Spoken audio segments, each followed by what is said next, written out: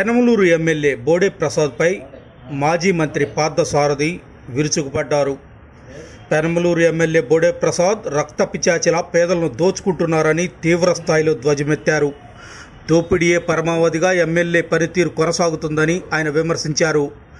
ఇసుక చెరువుల్లో మట్టితో పాటు పేదల నష్టపరిహారం సైతం దోచుకుంటున్నాడని, ఇంత నీచమైన శాసనసభ్యున్ని తను గతంలో ఎన్నడూ చూడలేదని సారథి అన్నారు.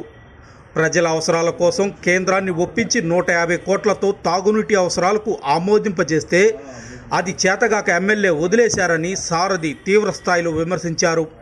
పెరుగుతున్న జనాభా అవసరాల కోసం ఆటో నగరు ఏర్పాటును ప్రతిపాదిస్తే ఎమ్మెల్యే పట్టించుకోలేదని అన్నారు. అలాగే కేవలం ఆ చివరి నుండి ఈ చివరకు తిరుగుతూ అభివృద్ధి చేసినట్లు చెప్పుకోవడం సిగ్గుచేటని సారథి ఎద్దేవా చేశారు. నాకు అడ్రస్ ఉందని పదే పదే చెప్పుకునే వ్యక్తి తన ఇంటి వెనకాల రజకుల మురికి కూపంలో నివసిస్తుంటే పరిష్కారానికి చర్యలు ఎందుకు తీసుకోలేదని సారథి ప్రశ్నించారు. కనకమేడల రంగారావు, కాకాని వెంకటరత్నం, అన్నే బాబురావు, వంగవీటి సోమనాథ్ చలపతిరావు, రెడ్డయ్య వంటి మహానుభావులు నియోజకవర్గానికి ఎమ్మెల్యేగా పనిచేసినా ఎప్పుడూ ఏ విధమైన దోపిడీకి పాల్పడలేదన్నారు. ఉయ్యూరు వైసీపీలో ఏర్పాటు చేసిన పాత్రికేయుల సమావేశంలో మాజీ మంత్రి పార్థసారథితో పాటు ఇతర వైసీపీ నేతలు పాల్గొన్నారు. శాసనసభ్యులు కూడా కేవలం దోపిడీయే పరమావధిగా పనిచేస్తారని చెప్పేసి మనం చేస్తాం. ఈ నియోజకవర్గంలో మహామహులు కాకాని వెంకటరత్నం గారు లాంటి వాళ్ళు, కనకమేడల రంగారావు గారు లాంటి వాళ్ళు, చలపతిరావు గారు లాంటి వాళ్ళు, రెడ్డయ్య గారు లాంటి వాళ్ళు, బాబురావు గారు లాంటి వాళ్ళు చాలామంది ఇక్కడ శాసనసభ్యులుగా ఈ నియోజకవర్గానికి ప్రాతినిధ్యం వహించారు. ఎవరు కూడా ఈ రాష్ట్రాన్ని ఈ నియోజకవర్గాన్ని దోచుకుని పేద ప్రజల రక్తం తాగి ఎవరు కూడా ₹1 సంపాదించలేదు. కానీ ఇప్పుడున్న శాసనసభ్యుడు ఈ నియోజకవర్గానికి సంబంధించిన వనరులన్నింటినీ కూడా దోచేసి ఈ నియోజకవర్గం తన సొత్తులాగా పేద ప్రజల రక్తాన్ని పీల్చేసే రక్త పిశాచిలాగా మారాడని చెప్పేసి కూడా ఈ సందర్భంగా నేను మనవి చేస్తా ఉన్నాను.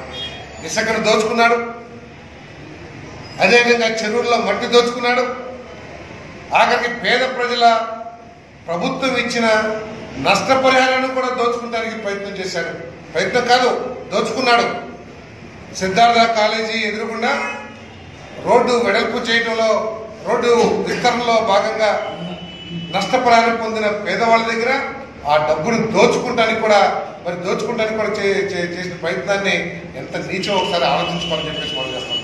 ఈ నియోజకవర్గంలో కేవలం ఏదో ఆ చివరి నుంచి ఈ చివరికి తిరగడం తప్పితే ఎక్కడ కూడా ఈ నియోజకవర్గానికి కావాల్సిన మౌలిక సదుపాయాలు ఏంటి, మౌలిక సమస్యలు ఏంటి అని ఆలోచన చేయలేని ఒక దౌర్భాగ్యుడు ఇక్కడ శాసనసభ్యుడు అని చెప్పేసి కూడా ఈ సందర్భంగా మనం చేస్తా ఉన్నాం.